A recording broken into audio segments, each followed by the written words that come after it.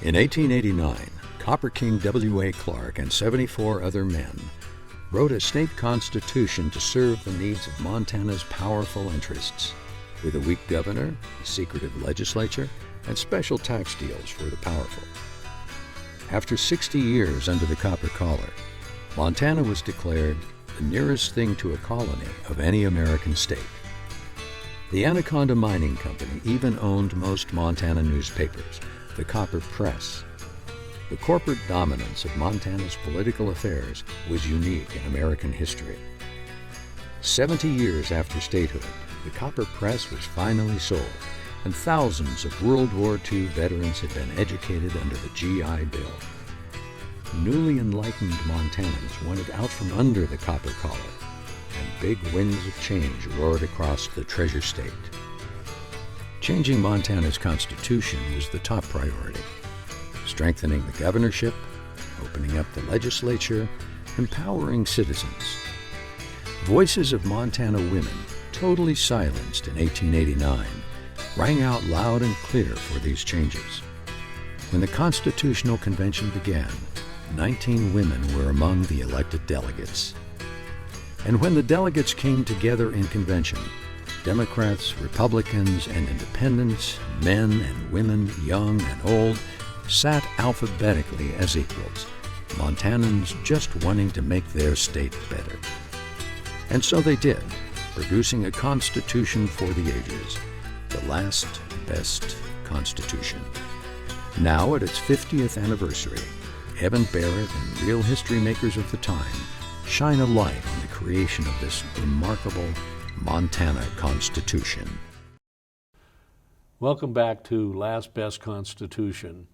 In this wonderful series about our 1972 Constitution here in Montana, we're talking to delegates and other important people who participated in building this document, that the foundational document for Montana, that has been with us for 50 years now and is seen by most objective observers as perhaps the best state constitution in the nation, and some have suggested perhaps one of the better constitutions in the world.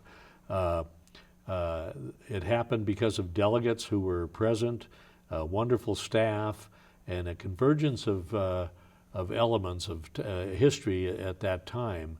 Our Montana Constitution was a change from the 1889 Constitution, which was written in a manner which empowered the powerful interests of Montana at that time. And over 83 years, Montana, in a way, chafed under a copper collar. And the enlightened new Montanan of the 60s and the 70s, people who had gone to war, then gone to the GI Bill and to college and became much more aware of everything, started looking at Montana differently than they had before. And they saw that the powerful had everything in Montana and regular people had almost nothing under the old Constitution. And so a whole period of change occurred. The greatest change in Montana during that period was in the Constitution, the lasting foundational document, which was significantly different than the old Constitution, and in essence disempowered the powerful and empowered the people of Montana. That's the story that needs to be told, and it's told through people who participated in it. And so we're very lucky today to have the youngest delegate to the 1972 Constitution, and she likes to say, still the youngest delegate, and that's Mae Nan Ellingson. Mae Nan, welcome to Last Best Constitution. Thank you, Evan. Yeah, it's a real pleasure to have you here, you know, we've just finished doing some extraordinary work over this past summer, but before we get to that, I want to recall that we first met at a class at the University of Montana in 1967. It was an English class, a literature class, and I was in graduate school and you were an undergraduate, and the most distinguishing thing about you was that Texas twang. I could hear talking about the books across the room, and we got briefly acquainted there, but you know, 5 years later, of 1967, all of a sudden you were the youngest delegate to the Constitutional Convention. What transpired in those 5 years to take you from an undergraduate student to the youngest delegate? There must be a story in all that. Well, there are actually multiple stories. That 5-year period was probably more things happened in that 5-year period than probably, the rest of my 75 years total. Well, moved to Montana in 1967, followed a guy, which is a pretty typical story for women in those days. My folks had a drive-in and I was a car hop. And I lived in Mineral Wells, Texas, which was the site of the Fort Walters helicopter base. And so it was obviously the height of the Vietnam War. I graduated from high school in 1965, and really from about 1961 on, the most prevalent sound in Mineral Wells was helicopters flying over. And I was car hopping, and a lot of these helicopter pilots came to our drive-in. And I remember the first time I saw a Treasure State license plate. Those were black in those days, said the Treasure State. And as it turned out, the man driving that car was a guy named Barry Robinson. And we dated, and then we got married.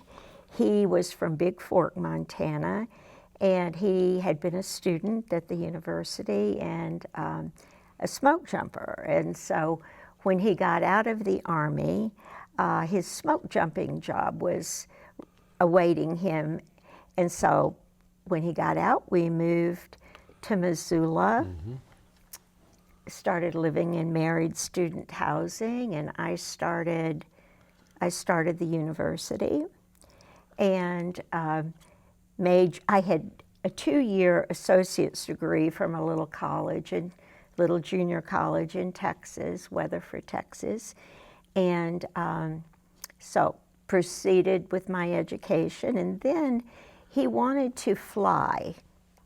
He didn't want to jump out of airplanes. He wanted to fly helicopters. So he got a job in Anchorage, Alaska, and we moved there in the summer of 1968, as soon as I finished that full year of school.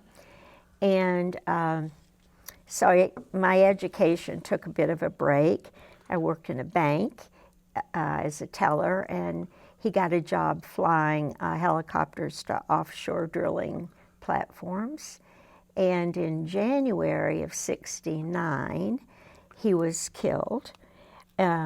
His helicopter crashed into the Cook Inlet, and it's January in Alaska, and they never found him, but they said his heart probably stopped within 10 seconds. So there I was, a widow at 21, and decided, I considered what to do, obviously. It didn't immediately come to me. Would I go back to Texas, or would I come back to Montana? And I decided I'd come back to Montana because I had started school. I'd made a couple of really good friends here in the history department. So I came back here and resumed education in the fall of '69. So got my undergraduate degree and started. And was that in history? In history. Had the beautiful benefit of taking history from K. Ross Toole, the only history teacher I ever knew that had standing room only classes, and 1,200 kids in a class. And got standing ovations, at the end of each lecture. They had to hold them in the theater to have enough seats for the students. I was one of the earlier students, and so they weren't that big then, but he still was getting standing ovations. And I'll tell you, if you listen to him and his history, you can't help but be moved by the power of the copper collar and what needed to be done in Montana. So he was teaching in Uncommon Land primarily. So anyway, I got my undergraduate, was very inspired by him, decided to get my graduate degree, though, in political science. And so then I started that and was working primarily with Ellis Waldron because my main interest was state and local government. And he then, we were reading about all of the proceedings that were going on in Helena, calling, the study commission, and then the calling for the Constitutional Convention, and this was 1971. And I had turned 24 in June, and that's how old you had to be to run. And he said, you really know a lot based on your studies and what I've seen. And I'd done a paper on the roll call vote of the legislature in that 1971 session. And he said, you should try it, you should run. And I thought, well, why not? Why not? Not ever really thinking I had a chance to win because, as it turned out, 64 people filed for the 8 seats that Missoula County had. And then the primary narrowed it down to 24, and then 8 were elected out of that 24. The Democrats, Republicans, you even had the new Reform Party in Missoula. Yes, we did. Yeah. But as it turned out, 4 Democrats were elected, 4 Republicans, 4 women, 4 men. We had the youngest delegate and the oldest delegate. Yeah, I mean, it was a yeah. very, it was a really balanced delegation. 2 lawyers, Jim Garlington and Bob Campbell. Katie Payne was a nurse and had been on the city council. John Toole was a businessman. George Helliker was a professor of economics at the University of Montana, and I was a graduate student. It was quite a crew. Well, did I say, and Lucille Spear? Lucille, of course. Yeah, retired documents librarian. Yeah. She was the oldest delegate. The oldest, and sat right behind me, and she was all of about. Oh, she was I don't think tiny. she was. I don't think she was much more than 4'8", so she would hold up a white flag whenever she wanted to speak so that Leo Graybill could see her. And, she was pretty liberal. She had been very much a progressive and very labor, Right. pro-labor, and had experienced things in Butte. And she sat next to R.J. Studer, Republican from Billings, who perhaps was one of the more conservative of all the delegates, but they got along beautifully. It was really quite interesting to see how they did. So that brought me up to 1971. That was the election, and then we had preliminary meetings in Helena in December. We had caucuses about electing leadership. We had the president of the Constitutional Convention from Illinois come out and speak to us. We talked about the different committees, and right in, I think, the second or third day, I got a call that my mother was dying. So I had to leave and miss some of that to go to Texas. And My mother, in fact, did die, and I had there were 8 children in my family, and at that time there were 2 pretty young ones. There was an 8-year-old boy and a 12-year-old girl, and I was the eldest, and so it kind of fell to me to raise those children, and so I brought them up here right about Christmas, for Christmas. She died on the 19th, and yeah, so a lot happened. Wow. A lot happened in that month of December. And you had to immediately, 3 weeks later, had to be over in Helena. Yes. By the way, did they come to Helena with you? You know, we kind of went back and forth to try to figure out what to do, because if they came, they'd start a school here, and then they would have to break during, because we were only here 60 days. So I had friends who were willing to take them in and get them going to school. We got them set up at school, and then I would go home on the weekends, and we would go back to our little trailer. I was living in a single wide? 10 feet wide, as a matter of fact, 10 by 40 trailer, because there was a housing shortage in Missoula, actually. When I came back in 1970, Isn't there that same shortage 50 years later? Yeah, there's a shortage 50 years later, and Missoula doesn't allow many trailer parks now. Yeah. But so. Well, the attention, what a challenge for you to sit down for drafting a Constitution and be able to have your mind into the game. Did it grab hold of you right away, the content? Because you had so much personally that was challenging. It did, because I had really studied all of the books and materials that the staff of the commission had provided us. And I mean, initially I wasn't sure whether I was going to be able to do it because of the kids. I just didn't know.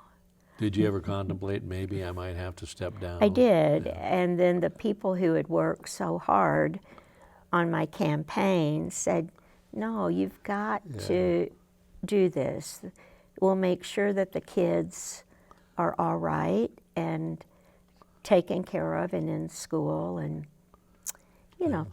that's what I did. It takes a village, I as hope, you say. yes.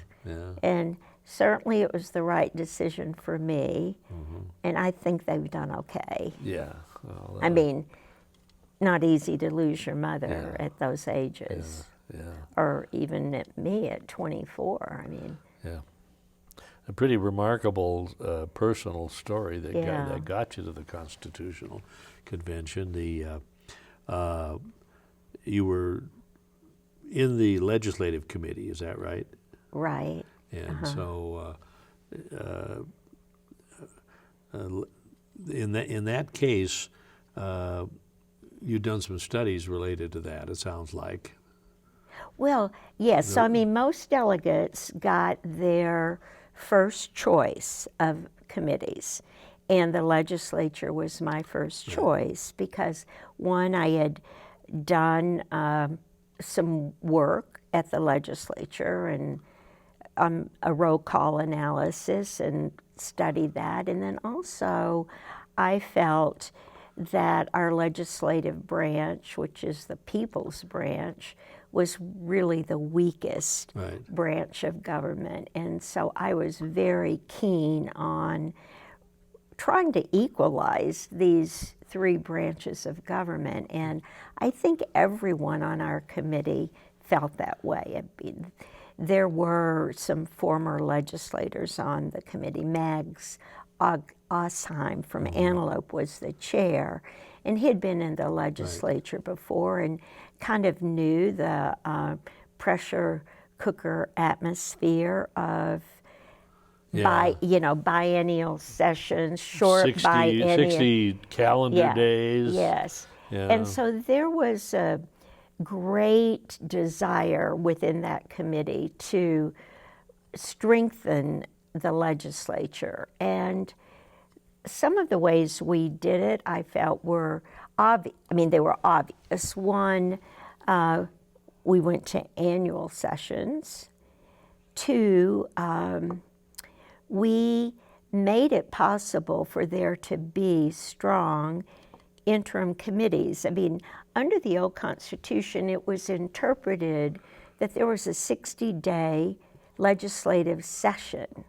And once that 60 days ended during the biennium, legislators were powerless. The powers of the legislature were not delegatable. They were not delegable to, interim committees, or interim committees weren't authorized. And so that was a very, very significant change to subtle. A lot of people, I don't think, really realize how significant that was. And certainly now that the voters have approved going back to biennial sessions instead of annual sessions, the interim legislative work of committees is just so important for the legislature to be anywhere near an equal branch of government. Well, at the very time you were doing the research to write a paper on the voting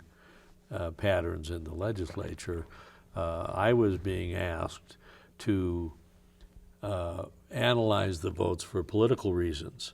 And so I was asked to record all these votes, and I went into this big journal. It was all unwritten journal about like that every session, and was going through and cutting them out and pasting them and getting high on rubber cement smell and putting it all together. And what I discovered was all the votes were 97-3, and that because they were all third reading votes. Yes. And the second reading had no votes, and there was no committee votes. There was nothing that you, and so there was a terrible way to try to trace what your legislators were doing. And after a while I said, I've got this great report for you, but all it tells you is that everybody, once something's going to pass, everybody climbed on board the bus mostly, other than for maybe a couple major big fights in each session. Everybody would just go along with the vote on third reading. And so what emerged from that was the recorded vote thing. Well, I mean, many things related to that. Of course, it didn't just affect the legislature, but affected government in general. But certainly, some of the things in our legislative article, like single subject for a bill. I wish we had that on the federal level, so that you just couldn't tack on extraneous pork barrel things for states to totally and irrelevant these omnibus bills that eventually everything gets in one big bill. So single subject that has to be clearly expressed in the title of the bill. No special legislation. And then this whole open provisions for government, roll call votes, committee meetings having to be open, notice of committee meetings, a real attempt to make the legislature much more open, obviously, and transparent. I mean, so people really could figure out how people voted on things. Because as you say, there was no requirement for a recorded vote.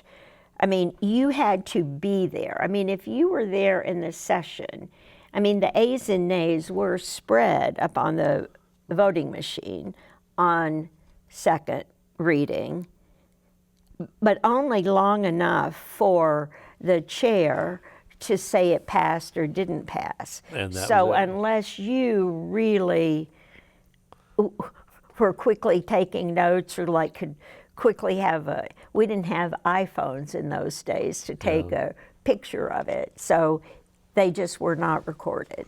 Yeah. And then the next thing you know, it's 97-3, or people just figured out which way the vote was going and voted that way. Now so the single purpose bills, the committee meetings open, the recorded votes at all stages, a lot of significant change. I've been told by folks who were kind of around back then that probably one of the biggest things that contributed to the desire to have a constitutional convention was the legislature. That was it was apparent that it was not functioning the way it ought to. Well, I think that's true. Now, one really big thing, a big change that was made, and I hope it was the right thing. I now hear some scholars thinking maybe it isn't, and that's going to single-member districts for the election of the legislature. So, for example, when I ran for the Constitutional Convention, everything under Reynolds versus Sims, of course, from the mid-'60s and on, had to be based on population. You couldn't have things just based on cows or whatever. You know, the way our Senate used to be, just like the federal Senate. Every senator got one senator from every county in Montana, yes. no matter how big or small it was. That all went away. Exactly. The single-member districts. So that went away by virtue of just the one-man, one-vote cases that came out of the U.S. Supreme Court. That itself, though, did not mean you had to have single-member districts. Yeah, because that predated our Constitution. We just had multi-member districts, but they still were... But they were portioned, right. You know, so like in Missoula, I had there were 8 seats. We ran county-wide, and every voter got 8 votes. So... And had to try to be if you wanted to be a knowledgeable voter, you had to know something about 24 people or 16 people. And the fact is, impossible. Yeah. Really. Hard. Very hard. Very hard. And you know, I think it was generally thought that having to run county-wide was more expensive than if you had a smaller district. And Jeanette Rankin came and spoke to the full convention. We had 5 guest speakers, and she was one of them. And her big plea was to adopt single-member districts because she felt that it would give women a better chance of being elected. I think she thought they were more representative, and she thought it would help Democrats, I think, be elected in, like, you know, Chet Blaylock, for example, you know, was over in Laurel at the time. Laurel, Yellowstone County, but often because you're in he one had big He had the district, refinery workers, which were labor, and he was able to, all the Republicans were getting elected except for him. Yeah. So anyway, we were convinced that single-member districts were the way to go, and so that was another really significant change. Count me on still being convinced. Are you? If you're hearing people saying otherwise, I can't for the life of me see the value of having to not know your legislator that closely or pay attention to him. With a large number of legislators, I think the connection between a voter and the legislature is that connection is what really makes that a powerful vehicle for democracy. We'll see, but I'm a believer in it, and nobody's ever decided to try to change it.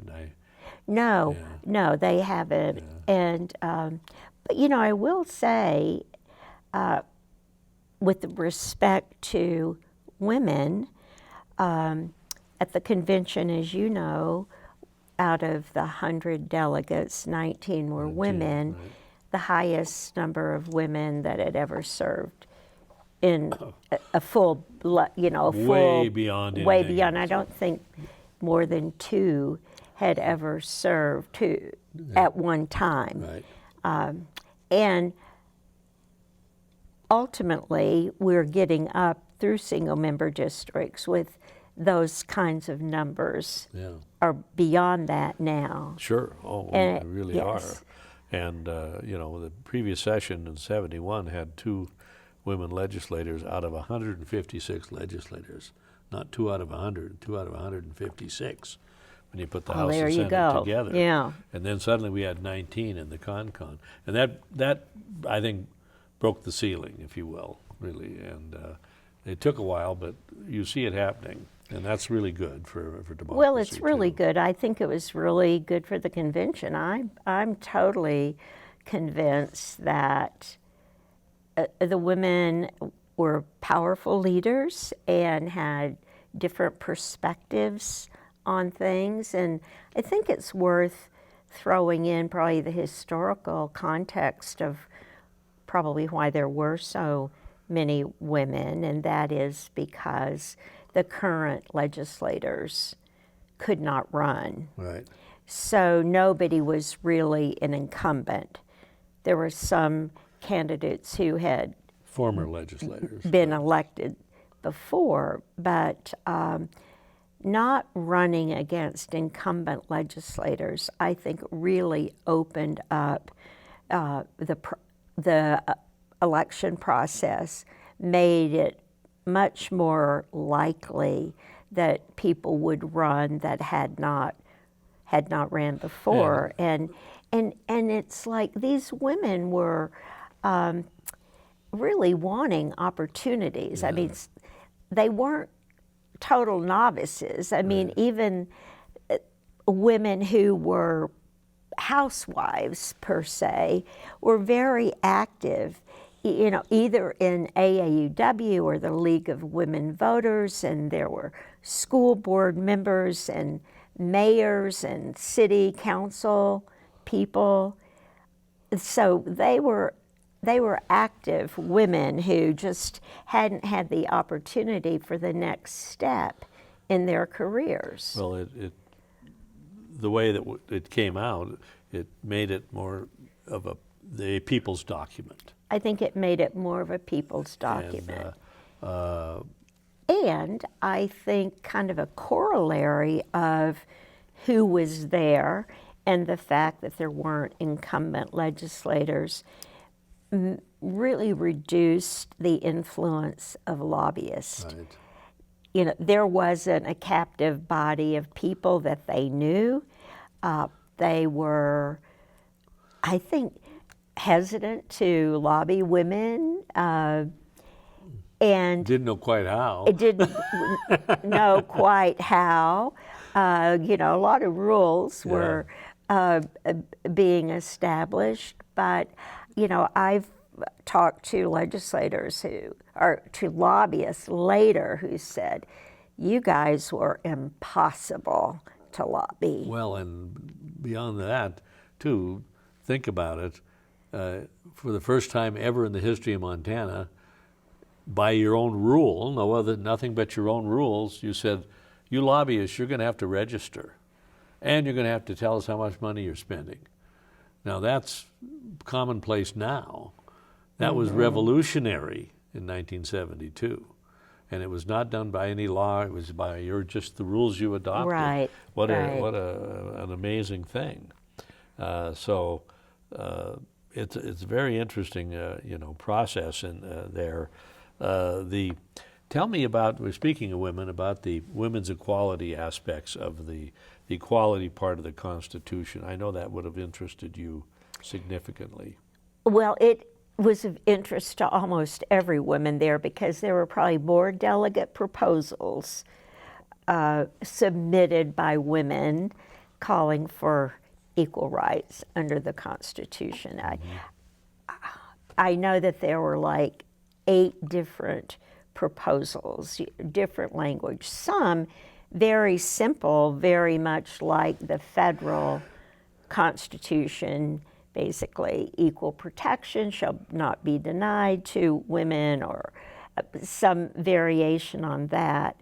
What ultimately got in the Constitution, is in the individual dignity clause, which prohibits discrimination on the basis of a whole lot of things. So we didn't have like a very simple Right.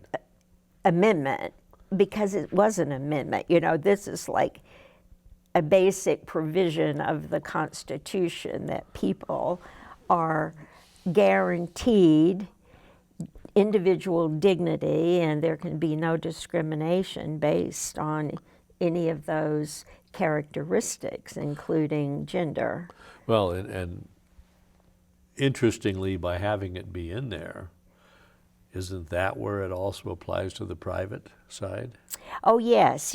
I mean, Not just to that's the one of the public. things that makes our Constitution unique with respect to the individual dignities and the anti-discrimination clause. It applies, as you say, to state action and to individuals, because like the 14th Amendment that guarantees equal protection of the laws, it basically is limited to no state shall make laws that infringe on the equal protection. It's about So the government's role, about, not about the private sector. exactly. And by applying it's pretty revolutionary again, I think, that the private sector was in there. Yes, yes. By the way, do you recall, did that come up as kind of an issue during the debates? Yes, it did. Yeah. It did come up.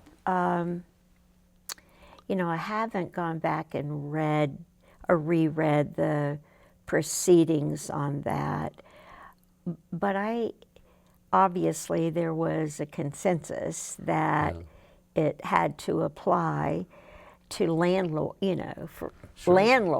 for example, or businesses. Pretty obvious. in a way. Pretty obvious that you don't want anybody discriminating against people on the basis of those characteristics. And you'll see it again in the education article too. There's a separate kind of anti-discrimination provision in the education article that, says no one shall be discriminated against in school or pursuing education. Yeah.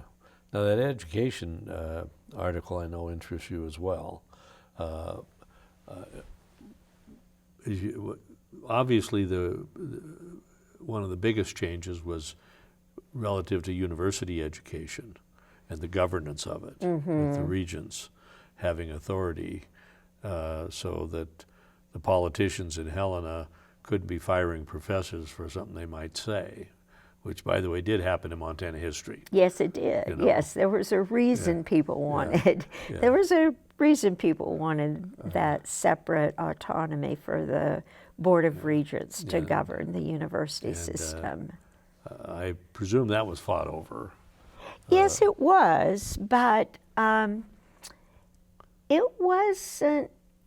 I don't think that was a close vote. I mean, it came out of the Education Committee as the majority committee report, that's the way it should be. And other constitutions that were being written at that time, and I think Illinois and Michigan did that as well. I mean, they had created these separate boards of regents for higher education.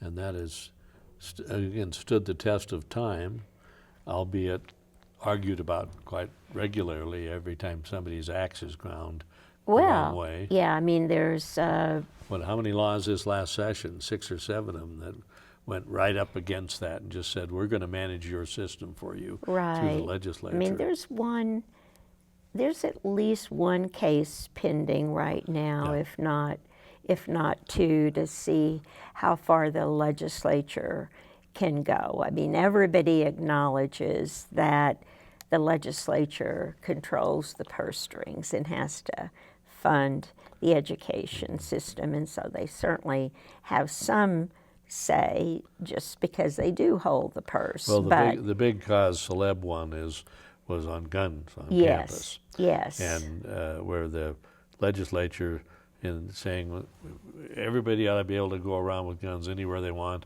including on campuses where, as someone would say, see young kids, liquor, and guns, what could go wrong? Right. You know? Well, and the regents already had policies regarding carry on the university system, and I think they are arguing, and I personally think rightfully so, that they are responsible for making those decisions. Parents are trusting the university system when they send their kids off to universities. I mean, the schools kind of become in loco parentis, and you know, the legislature is not really responsible for these young people when they get sent off to school. I mean, the regents have to make significant numbers of policies to ensure the health and safety of students. Well, how about the K through 12, the quality education, the guaranteed resources, the equalization? Yeah, I think there were two overlapping things that one of them really is in the taxation article, which required all property taxes had to be equalized across the state, because prior to that there were myriad examples of local county assessors doing favors for their friends, and they were elected, and so they had plenty of incentive to do favors for their friends, and so there was a tremendous disparity across the state of property tax valuation and consequently property taxes.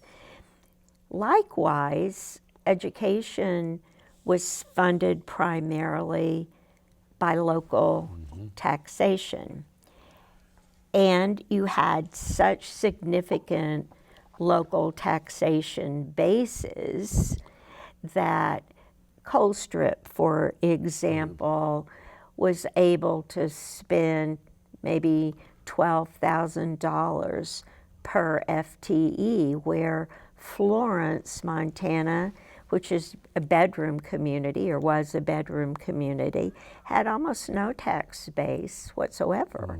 And so they might have $2,000 of expenditure per student.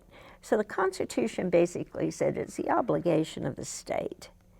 It's the obligation of the state to fund a quality, equal educational opportunity. A quality, equal educational opportunity. And it had not been stated that unequivocally before. So almost everybody knows it has taken frequent and periodic lawsuits to have the state live up to that obligation. And I was just reading in the Missoulian today, before I came over here, superintendents are having a horrible time hiring teachers everywhere. And our base salary is $8,000 below kind of the next.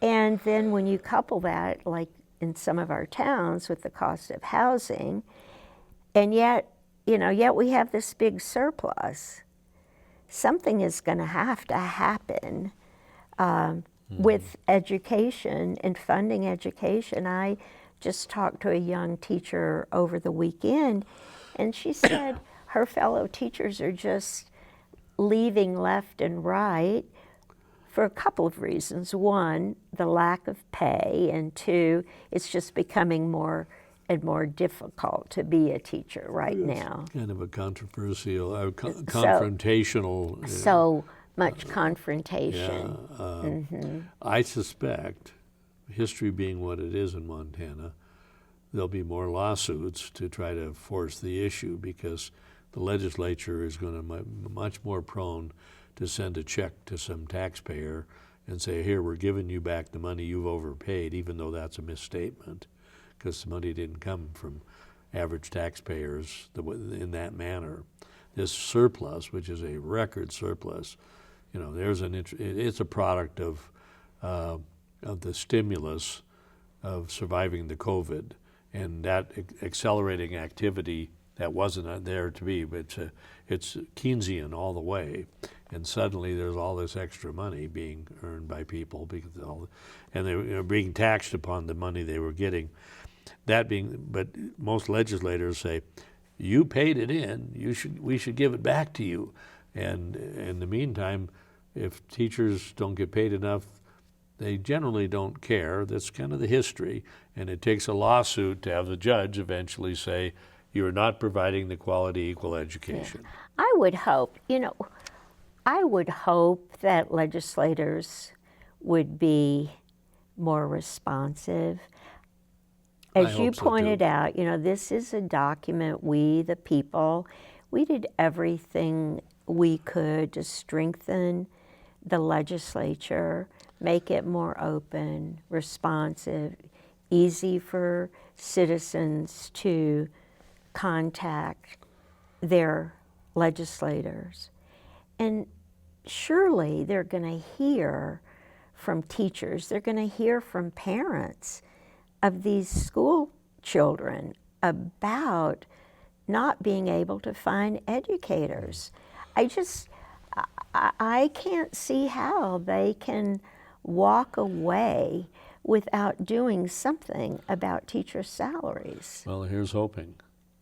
Here's hoping. Yeah. I appreciate your optimism or positive outlook. Well, if you believe in democracy, which I do, and I mostly do, sometimes I am beginning to wonder. There was an excellent article in the New Yorker last month by Jane Mayer about how state legislatures have become so unrepresentative of their constituents. Right. And so you figure, well, how does that happen? How does that happen in a democracy, that they're passing bills that in some instances it was 70% of the population were not in favor of the bills that they were passing. Mm-hmm. So how does that happen in a democracy?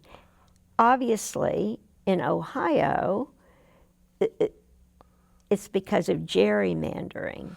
And I might add... Quite a few places. Quite a few. But with that particular state and the analysis that Jane Mayer did, very much attributable to gerrymandering. And I will say that's one other significant improvement that Montana made in the Constitution by going to an independent reapportionment commission, because up until then it was a totally gerrymandered. Democrats did it, Republicans did it, and every time it went up to the Supreme Court. So now, the parties still have obvious influence, but the Supreme Court appoints this fifth member to act as kind of the final arbitrator. Well, it's a process that Montana can be proud of, because most states aren't even close to what we have. I know. And not that our system works perfectly, but it's pretty well structured. And it was to me, it was a real remarkable thing in this Constitution to have that. Let me ask you briefly about the alphabetical seating. issue, because we hear that and talk to a lot of the delegates comment about that being just whether anyone thought it through completely when it happened, but it ended up playing out in a way that everybody seemed to become thinking it was a big part of making the Constitution. Well, it was clear so early on that there really were not Republican issues and Democratic issues on this Constitution. Right. And there were no caucuses other than the very first caucuses with respect to leadership. I think the role of the independent delegates, I think, had a lot to do with the alphabetical seating.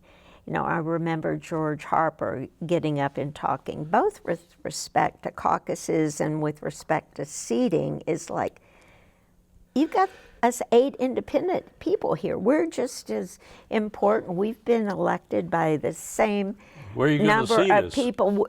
You know, what do we do if you have a caucus? Where are you going to seat us? You know, we're going to be over here in just some little lump by itself. And then once you started thinking about that, right, it just, you realize, I think everybody realized it made no sense to seat ourselves with Democrats on one side, Republicans on the other. Some would suggest that it makes no sense to do it in the legislature or the Congress either.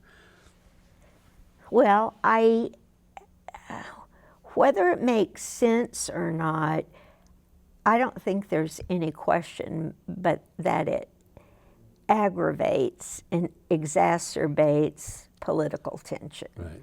Because you just don't have the ability to kind of be talking to your seatmate and chatting and kind of thinking these things through together. What about that, or what about this? And that was something that really did happen at the convention. And we go back to George Washington's farewell address, where he talked about the dangers of faction and said, watch out for this stuff, folks. There were a number of things he said to watch out for, but that was one. And it, it's become our tradition in America, but it doesn't make it operationally necessarily the best. I think we're seeing a lot of evidence of that, both on the national level and the state level. So you think the fact that you were all sitting together, and the fact that when this was all done, even though there were 7, 8, or 9 people of the Constitutional Convention delegates who ultimately opposed its ratification by the voters, when it was all done, all 100 signed it together. And I thought that was symbolic of meaning we all worked on it together. Right, yes. We're in this together. I think there was only speculation that perhaps one person might not sign. I think it was expected that everybody else would sign, and then that person signed too. And I didn't know that there were eight of the delegates who I've heard that said. I don't have any evidence of it opposing it. Yeah. I know that some of us probably worked a lot harder to get it passed than others by a long shot. And I think it's probably important to say that it carried more strongly in the urban areas than the rural areas. There was, I like to explain to people that there wasn't this Democrat-Republican divide. It was more rural and urban divide. And what's very interesting to me is the makeup of the urban areas. Like Missoula was 4 Democrats and 4 Republicans, and we pretty much voted alike on most things. Yeah. Tell me this, we're getting closer to the end. We're not there yet, but I wondered if you might reflect a little bit upon, as an attorney now, what makes a good Constitution. But before you do that, let me ask you about this thing about you being an attorney, because you were a graduate student in political science. I was, Yeah. yes. So how did you become an attorney? Well, I became motivated, I think, by seeing how powerful the lawyers were. Lawyers, when they spoke on a particular item, they carried a lot more weight and credibility than just about anyone else, except maybe the ministers. They were persuasive.